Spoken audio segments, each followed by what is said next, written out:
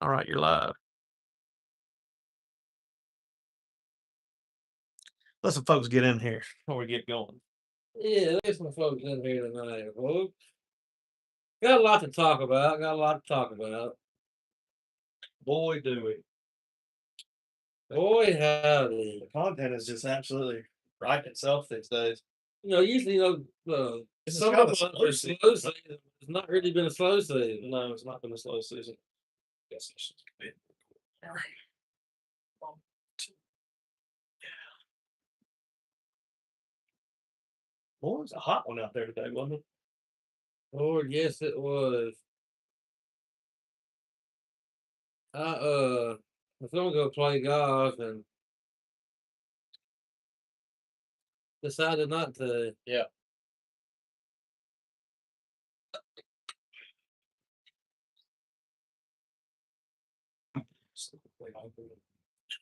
Trying to get this link posted out there for everybody.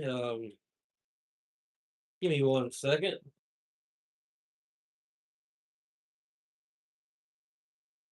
Hot enough out there for you? Been hot. Wasn't hot at work today. I was inside. That's nice. Not have to be outside. Have to be outside tomorrow. Yeah, yard somewhere. Yeah, I got something to mow. Got yards to mow. I actually finally got caught up from all the dang rain. Uh,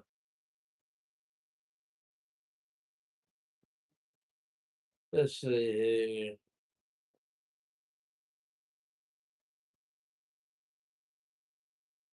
We're getting there. Just bear with me. Bear with me. I don't know why it started. I didn't hit the button. It was like, all right, well, it's Here we go. Let's okay, go. go. We're still novices at the live stream. We got some.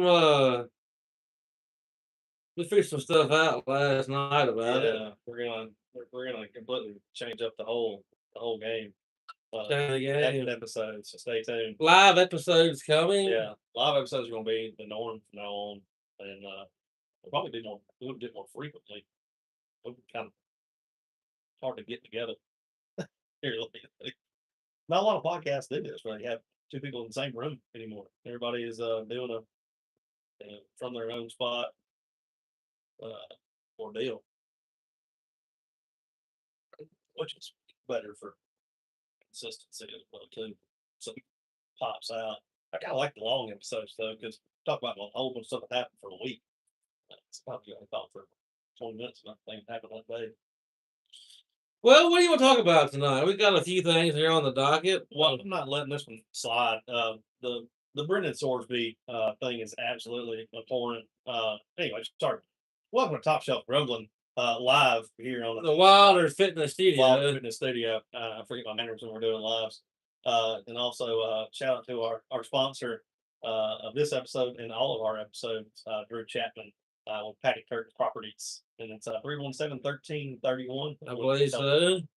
Give them a call for any of your real estate. Any and all real Any estate and all needs, real ladies and estate. gentlemen. Get that out of the way. But yeah, Brendan Sorsby was absolutely spent $90,000 uh, and over 9,000 bets, some of which he placed on his own team, some of which he placed unders on passing yards on his own quarterbacks, in which room he was sitting in. He had intimate knowledge of. It's basically insider trading when it comes to the gambling world. There was not a single person I think thought was going to think this was going to be an opportunity for a temporary injunction. And when I saw that come down and just an absolute, uh, you know, pearl clutching from the Texas Tech, people, oh, it's going to cause him irreparable. What are they saying? Irreparable harm, and yeah, he's not going to get $5 million if he didn't play. That is correct. Well, I'm not sitting there saying he should never be able to play again ever. Yeah. But what I am saying is he for sure should not be able to play this year. No, and a 2 game suspension against two no names. Whoever they want him to be, yeah. Abilene Christian and whoever else is gonna, sign up the next week. I think this is all for naught. I don't think he's gonna play. Yeah, something's gonna happen to this because this is absolutely a tipping point. There's a lot of people that are comparing this to other people, Georgia's, speeding and reckless driving stuff, and I've heard a few people try to. I hadn't really heard anybody. Honestly, I'm surprised at the lack of people trying to compare it to Trinidad's case. I figured that was going to be a widespread thing. I really hadn't seen anything either. because That's a bridge too far. Come on. way too far. But when you come down to like talking about these two things, betting on the sport has always been the unforgivable sin in sports, and it's taken people to the grave. Pete Rose, without being acknowledged, and also too the biggest thing about it that makes me angry is that uh, it's an affront to the sport. It's not just an affront to someone's character or that person on a team, or they could be a wide receiver that, like I said, Georgia, I hate to use the example again, but, speeding and reckless driving. Heck, we had a guy, we had a couple kids get DUIs as well, too. Those things are not to the sport of football.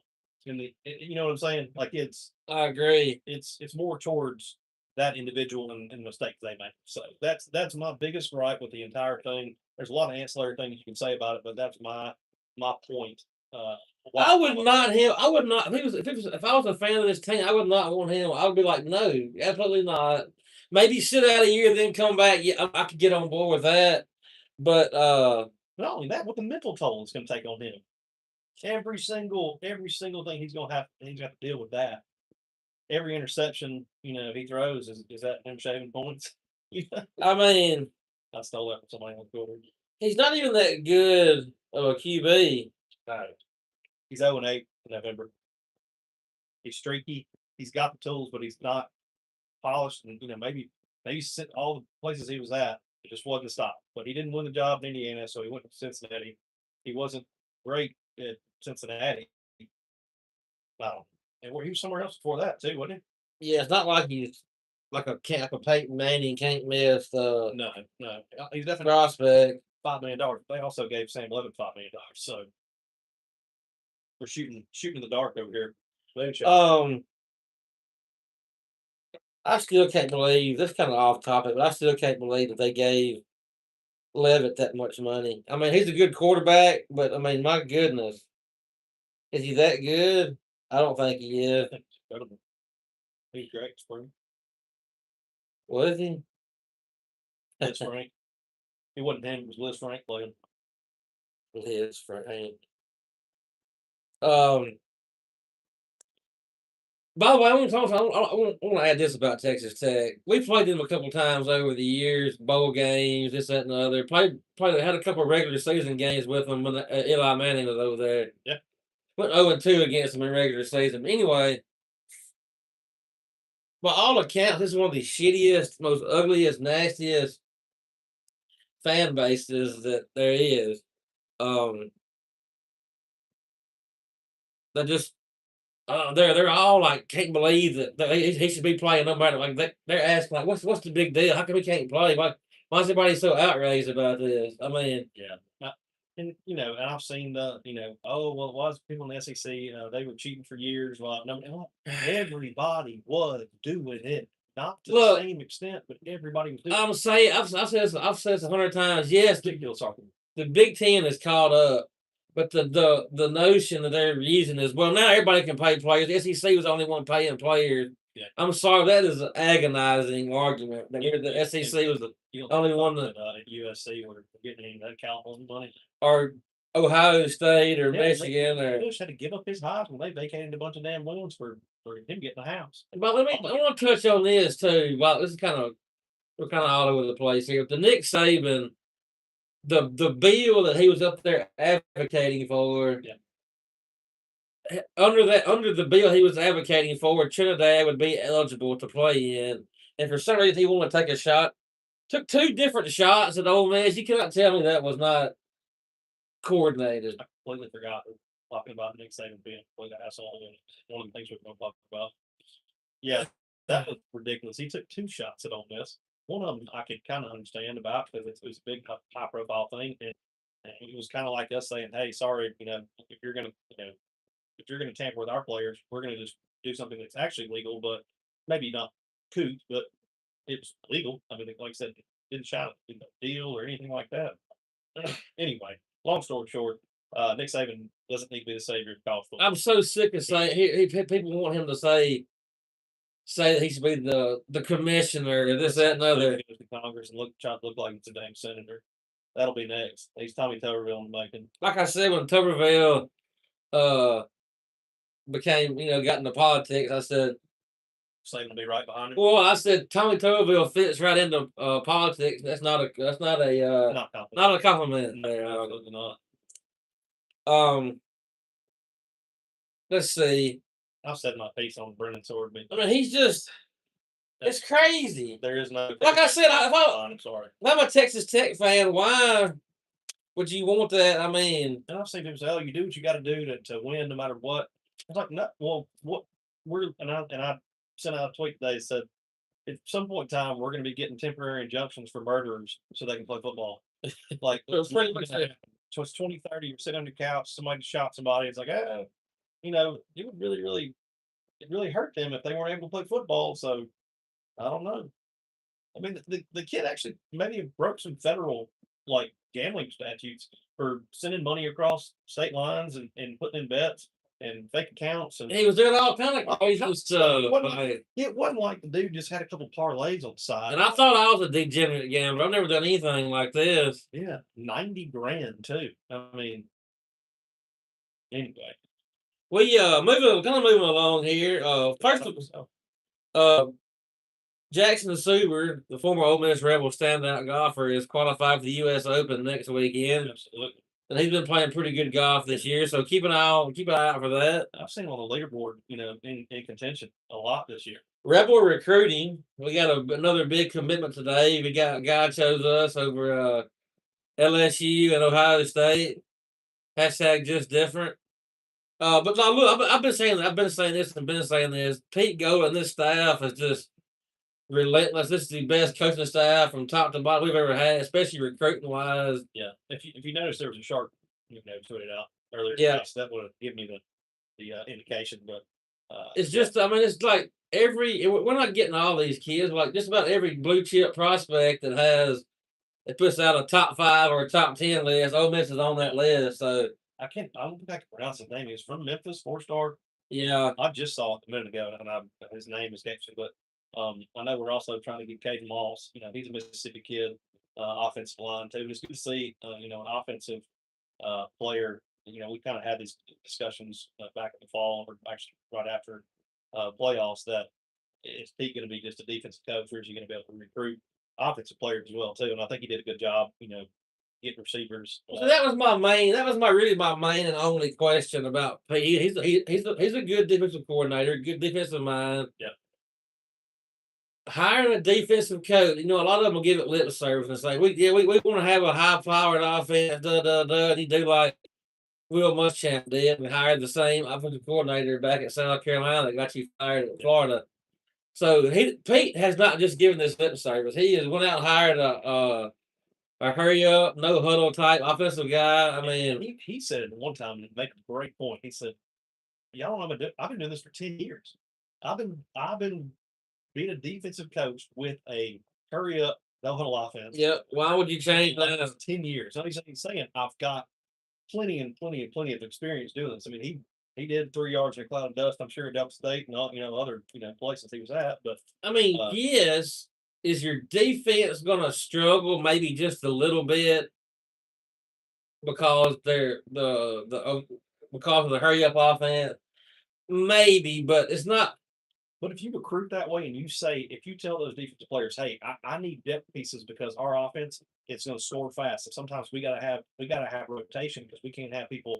It may be a short turnaround. You don't selling point to like, hey, we need people that can rotate and play. You don't go win games 17-0 anymore. I mean, that's just not plausible. You got to have a good offense. Unless you play against State. No matter how good your defense is, you got to have a good offense. Now you're not going to win. You can have the best. You can have the best defense in the country. Well, it's more like you got to have a really good offense to recruit. Yeah, you got to retract people. That's what the players want to see is. I do want to see some hard hitting defense this year though. Like we're going to be better on defense this year. I just want to, I mean, obviously not penalties and stuff, but just seems stymied. Hard to score on. We were super bend, may break every once in a while last year, and then we bowed up. We needed to sometimes, but yeah, we just didn't have a depth on defensive line. I mean, Will Eccles and Cam Franklin were doing all they could. No, we just needed we needed about 2 or 3 more guys. Really, is all we needed. Yeah. But I think the defense is going to be better this year. There was a couple more guys. I'm saying names escapes me, but that were hopefully coming on my defensive line. They picked up some folks too. The big news. Let's go to let's flex our. Let's flex her. Yeah, me and Sir Producer picked every super regional last weekend, and I went 6-2. Sir Producer went 7-1. I missed on. I picked state, and I lost that one. And me and him both picked St. John's as we hate pick for Bama for Nick Saban. Yeah. So I went 6-2 on regionals. Sir Producer went 7-1. Tip your cap for him. And that's just I like to see anybody else that did that. Yeah, and kind of speaking about Mississippi State here a little bit, I'm so sick. They're acting like here you go, Bethune. Here's us talking about Mississippi State. I hate to be. I mean, I really do hate to say this because it's the best team ever. And look, okay, you remember the year State did this one time before. I think it was when we went to Omaha in 2014. State got put out by UL Lafayette. Yeah. And then we played UL Lafayette in the Super Regional. And according to State fans, we had no chance of beating UL Lafayette. They were just the best team ever. And of course, we ended up beating them going to Omaha. They've already given State. I mean, they've already crowned Georgia as the best team ever. I think Georgia's already won the national championship. The college. Look, Georgia's the favorite to win it. They are. And I've also heard some of the bunch of State fans complain about the dimension of the ballpark. Yeah. I think right feels like 4 feet longer or something. I don't understand why. Well, no. Listen, I'm telling you that the announcers were talking about how green it was and that it was a natural batter's eye. That the ball was. I mean, this is how deep they were in this park. But the park looked kind of cool. I mean, down the left hand side, I was just saying in our group message, I like that big area that's up on top and down the left field line. That was pretty cool. But it looked real compact, like. Well, see, and they had that weird, like, well, first of all, freaking in the right. Oh yeah, it looked like a frat house or something. Like somebody's random. Like, State hit more home runs, I'm pretty sure, than Georgia did in the series. I think it was like 1 or 2 more. Bottom line is State's pitching. Let them down. I'm like, it'd been pretty solid all year. And look, now Georgia's got some hefty bats. Yeah. Now, don't get me wrong. Yeah, but I mean, that is true. I mean, so did Auburn. Auburn had some hefty bats all year long. Yeah, they did. Of course, I said a bunch of excuse making from them, but we left all these runners on base. And what was the Fratrick or Fratling or what's the catcher's name? I can't remember. Anyway, he looks like Ben Mintz. There's also a guy that comes in the liquor store every once in a while. He sounds just like Ben Mintz. Shout out Ben Mintz from Mississippi. They just giving him through the ringer at Barstool. You'll do this? Yeah, keep paying me. Yeah, I think he's like, whatever you want me to do, I'll do. I mean, I haven't heard from him in a while. I think they've been keeping him on the low. Now, I've seen all kind of stuff. He's playing goalie for some kind of thing a while ago. It's not like writing stories or stuff. It's like no podcast. It's like being a court jester. They're like, I'll pay you $250,000 a year to be a court jester. And he's like, I don't know. Can I widespread panic in the Ole Miss game? Yeah. I don't know what it was. He was jealous, man. I'm sorry. Yeah, me too. I'm jealous. Yeah. He was playing some kind of soccer while ago. I think it was like a professional soccer player.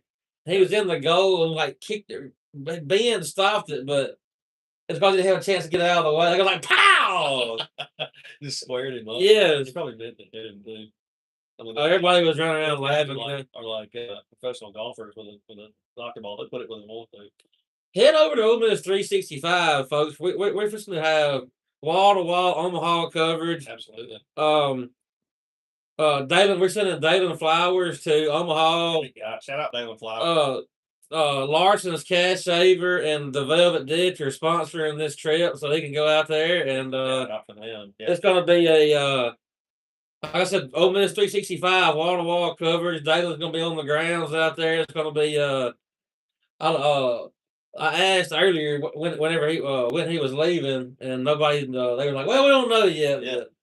You get there. Well, I mean, he better be getting there for Friday. Be here before you know it. Absolutely. But yeah, Ole Miss 365.com for wall to wall Omaha coverage. Follow them on Twitter, YouTube page, everything as well. Yep. Look, Ole Miss is going back to Omaha for the third time in 12 years. The second time in 4 years. Second time in 4 years. Coming off a big thrilling series win against Auburn, swept Auburn at Auburn.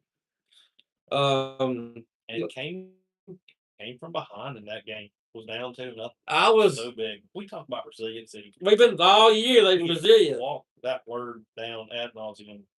Resilient, and they were down 2-0, and it started looking like, oh yeah, here we go, game 3. You have a billion. That I think game 3 is the worst feeling. You're like, you better win this second one because the momentum is with who just won that game. So not to mention Mike has won. I think it's 4 different times since he's been at Ole Miss. We've won the first game and was super, and then going to lose the last 2. Man, I love how we brother-in-lawed it. I mean, Braden Randall, getting on base. Absolutely. And I can't remember who hit the other one. No, he got hit. Federico got hit in the foot, and then Udmark hit it with the gap. It scored both of them, and that right there made it 2-2, and that changed the damn ball game right there. So, and I mean, you can say, well, Furness with the home run, and even Becerra with the one right behind him. That was an absolute pinch shot I've Absolutely, it was. seen in my life. That was a big. And 4 and 5-2 is a lot. You feel a lot better at 5-2 than you do at 4-2 for sure. In a big moment in the super regional, he didn't do. He didn't look at the other dugout. He didn't say I love it. any of the players. He did show Ole Miss. That was his thing. It's like Ole Miss. That I mean, as a fan, I've been saying it all year. I've liked this team all year. They're resilient. Now, like I said, we almost gave up. I almost gave up after we went had that pitiful showing against State. Yeah. It's almost like we needed it. I mean, it was. Well, see, I was doing some research for this earlier, and we went 0-3 against State. I forgot we also had lost the midweek game that week at lowly Memphis. We went 0-4 that week, and I was like, oh, and then, but look, after that, we went and took 2-3 at Florida, and then swept LSU. Yeah. So after an 0-4, 0-4 week, we had we followed it up with a 2-week period of. We won both our midweek, so it would have been 7-2. Yeah. After 0-5 streak, but like I said, just resilient all year, close knit, the old team. And we picked them to win the super region. We both picked Ole Miss to beat Auburn. Out of all these things too, my MVP is Taylor Ray. I mean, and as much as we like on he keeps and we talked about in the press conference you saw. He joked around and said, "This guy over here, he's draft eligible." Mike Bianca said, "All right, that's enough now. Calm down." Elliott can come back. I wonder if Elliott will come back for another year. No, he can if he wants to. If he wants to, and he might because I don't know. Does his game transfer to anything higher than a couple of A's? If he doesn't get his. Well, see, he was like a projected first round draft pick at one time. Yeah. Well, he had surgeries and it changes things, and you grind and you get what you can get. Well, he still got his velocity and everything, but he struggles with control sometimes. Well, I think this whole thing is swing and miss. He's a swing and miss pitcher, and if you don't throw strikes, you can't throw that swing and miss pitch because nobody's worried about the ball being a strike. I mean, if you're in a hitter's count, he's been getting 2-0s and 2-1s, and making himself work hard. That's a 2-1 pitch. If you've never pitched before, and I didn't pitch anything past my senior year of high school, but a 2-1 count for a pitcher is terrible because you need to throw a strike first of all, but that guy knows you need to throw a strike, and if you've got good off speed stuff, you can throw it for a strike. That's good, but if it's missing, you're in trouble. That changeup is nasty. Is when he's throwing strikes. But yeah, back to Taylor Ray was just absolutely incredible. It has been long. The ball is just it's there. I mean, the ball. I think that 97 to 98 for him is so much quicker because he hides the ball so well. If you watch where he releases the ball from, it's behind him the entire time. They don't see it till it's. I mean, he's 60 feet 6 inches, and it's still they still get to the thing. They still get to the. I'm checking over here. We got some messages I think. Turn the volume off. We're doubling her up. I'm like that guy that called in the radio. Turn your volume Turn your down. volume off. Turn your phone off. Turn your phone off. System has some messages, but I don't see them. It may be bots. Sometimes they'll hide them if they're not real. We got 4 people watching. Howdy. Like and subscribe. Probably already are. Yeah. But you know, I don't know. Send this link to somebody. We might be here for a few more minutes. We're just kind of hanging out tonight. It's late, but it'll be up tomorrow anyway. Yeah. Tomorrow. We okay, back on Mike, and I wrote an article about Mike Bianco. If you had told me 5 years ago I'd be writing a pro Mike Bianco article, I would have slapped you in the face. Yeah. But I've done a complete 180. Like I said earlier, this will be the 3rd time in 12 years we've gone to Omaha. Yeah. 2nd time in 4 years with the national championship. Build the damn statues, okay? Zero scandals, zero Twitter stupid stuff, zero chasing. 26 years he's been here. He's made his life here, and that's a testament to him. Is how much he lost for, and he's had plenty of opportunity to jump. He has. He's had opportunities, and he's not been flirtatious. That we know of. That's like Austin Tate. Well, he may have been flirtatious. Early on, I remember that there's some flirtations going on. Then you realize, hey, I can do it here, and he's gonna. Yeah, I mean, this is almost baseball is a household name. I mean, it is absolutely a household name. And it was not until he got here. No, absolutely not. No, I went to the baseball camps before he got here. Trust me, we were irrelevant. We were talking about that tonight. And look, him hiring Joel Mangrum, and look, Bianco's always been kind of stubborn, but I've heard him say like 10 times this year that he should have hired a pitching coach like years ago, basically. Joel Mangrum was is #1. And he was like he's coaching MVP. I really don't see how we pulled him. He was like some big like something to do with the Major League Baseball, I think, like had these he's kind of analytical guy. Like he's was making a bunch of money doing what he was doing to begin with. Yeah. And like I said, he should have done this. He should have done this years ago, and Mike admitted he should have done it years ago. But yeah, complete 180 on Mike. Build a damn statue. You tip your cap. I'll tip my cap till my hands fall off. Cap for that one, absolutely. Well, you got to give Mike Clement some credit as well too. This bat has got better and better and better and better all year. We were downright bad for a while. He took what we had and he said, "Hey, if we're gonna be with that young Bash Brothers, go be the Bash Brothers. Stop trying to do this, do that." Also, too, you know what I saw a bunch of hitting out of the shift, going the other way with balls when they're on the shift. Man, you want to talk about make a hitting coach? Just absolutely. I can't say that on. I know what you want to say. You know what I mean? Yeah.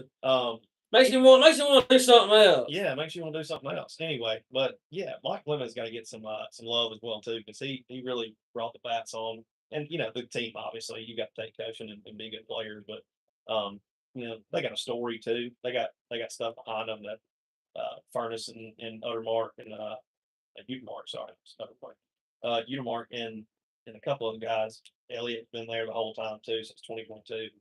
They stuck together. I mean, people left. I don't know about you, but Liam Doyle doesn't have a Battlefield series in his back pocket, and neither does whatever his name is, mustache kid. Can't remember his name, but my brain's working. Mustache kid, what was his name? I can't remember. Cocky third baseman. Tell you one thing I can't stand now is when. Or Shawn Menendez too. Shawn Menendez. That's the singer. Shawn Menendez kid. Every time somebody gets a hit now, they do this. Every player, baseball player does this like little some kind of thing, or I don't know what it is. I can't stand it. I mean, it's just we got 5 SEC teams in Omaha. Yeah. 5 out of the 8 I love our draw. It could have been way worse. We got on the same. Look, I really believe if we beat North Carolina, that's gonna be that's a tall task to beat North Carolina. But if we beat North Carolina, I really like our chances of making the final. Yeah. Of course, in the finals, you know what? It's a 33 game series, but Yeah. you never know what might happen. But I'm predicting it's going to be an Ole Miss and Georgia final. So I'm predicting. Wouldn't that be awesome? That's what I think. That's my I'm prediction. telling you what, I might think that they might close Mississippi State. If we beat Georgia and win the College World Series, they may just shut Charleston down. They absolutely may just say, just turn it off.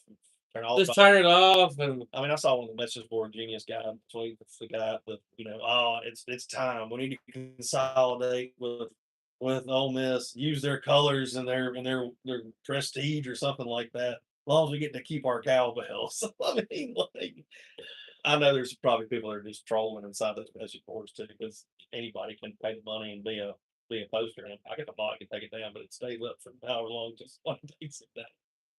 Anyway, but yeah, big time in Omaha for sure. That's coming up Friday, 6 o'clock. Stay tuned to Ole Miss 365. Dalen Flowers, like I said, Yeah, gonna be there. Yeah, shout out to Larson's Cash Saver in the Velvet Ditch. Yeah, for ponying it up to absolutely place to stay.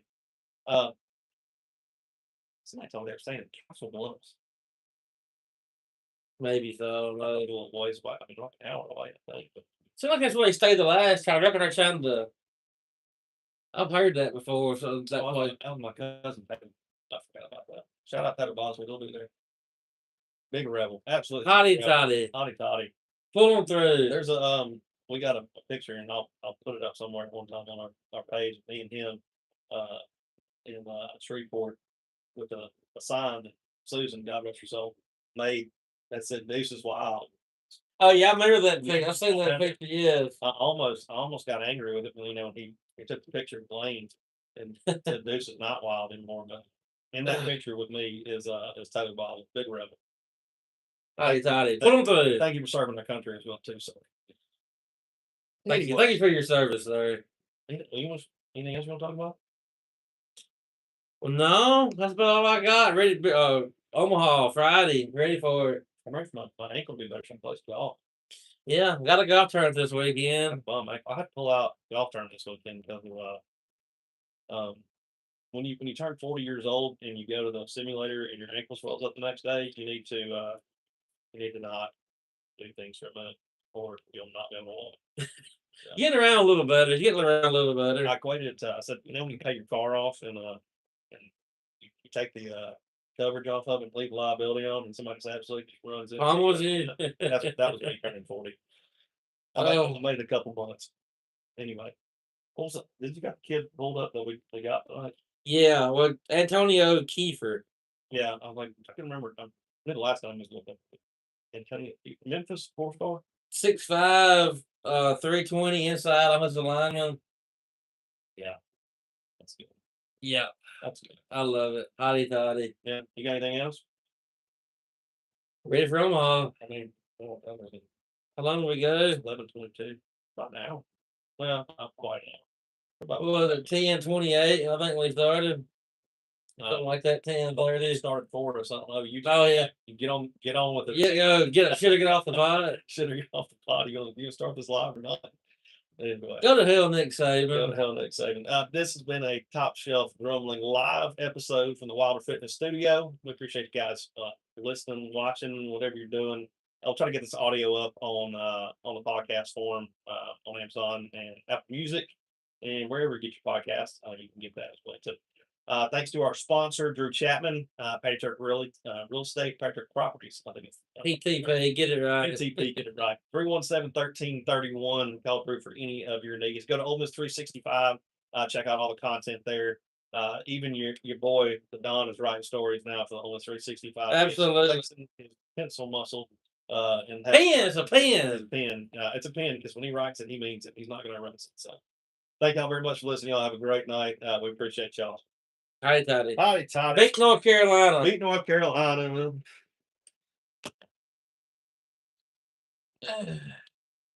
Oh.